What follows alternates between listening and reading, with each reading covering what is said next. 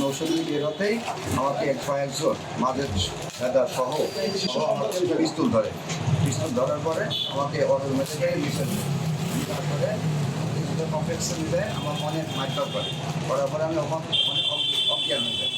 অজ্ঞান হওয়ার পরে আমাকে হয়তো বা কে বা কাহারা আমাকে স্বাস্থ্যমন্ত্রী দেয়। দেওয়ার পরে আমি হালকা সুস্থ হয়ে যাওয়ার পরে আমি মোবাইল ফিটিং দেখি এই আসামিগুলা আমি চিনতে পারি, ভিডিও মাধ্যমে চিনতে পারি। আসামি মোহাম্মদ 1 নম্বর রকি, 2 নম্বর কদম ভান্ডারি, 3 নম্বর কত, 4 নম্বর রিপোর্ট, 5 নম্বর সানোয়ার, 6 নম্বর ভেদা মাঝের। আরও অনেকেই আমাকে অত্যাচার করেছে। আমি মাদকবিরোধী অভিযানের কারণেই আমাকে আহ্বান করা হয়। আইন আমার কাছে আসে একটা চেয়ারম্যানের কাগজ সই করানোর জন্য। আমি তখন আইনকে বলি যে এটা তো চেয়ারম্যান বাসায় আছে, বাসায় গেলে করে দিই। তো কাগজটা আমার থেকে দিয়ে আবার নিয়ে যাওয়ার পথে সামনে দিয়ে 4-5 জন আসে, ও কাটতে তার সঙ্গে দেখলাম যে দুইটা মারার পরে ওরা 10-12 ওরা ওই অটোর ভিতরে উঠানোর পরে নিয়ে চলে এই পরে আবার ওই অটোর থেকে ওর পকেটে চাপিয়ে নিয়ে আসি, তারপরে মোটরসাইকেলটা নিয়ে আসি।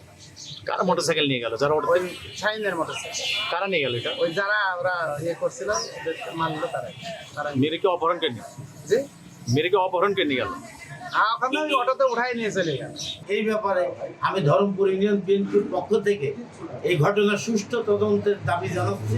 ভেড়া মুগ্ধ কমপ্লেক্সের ভিতরে তাকে মারধর করা হয়, মারধর করে ও ওখানে অজ্ঞান হয়ে যায়। তখন ওকে ফেলে রেখে চলে যায় এবং এলাকাবাসী উদ্ধার করে তাকে 16 তাকে স্বাস্থ্য কমপ্লেক্সে ভর্তি করা হয়। থানায় অভিযোগ দায়ের হয়েছে। থানায় অভিযোগ দায়ের করা হয়েছে। ওসি সাহেব আইনগত ব্যবস্থা নেবেন আমাদের আশ্বস্ত করেছে। হ্যাঁ, অভিযোগ দায়ের করছে ওরা ওই যে মামলাও রেকর্ডের জন্য আমরা ব্যবস্থা নিতেছি, মামলা রেকর্ড হবে। আর অন্য বিষয়টা হলো সম্ভবত ওদের সাথে একটা তদন্তে যেটা আসবে সেটাই আপাতত অভিযোগের ভিত্তিতে আমরা মামলা করতেছি, পরে তদন্ত যেটা আসবে সেটাই।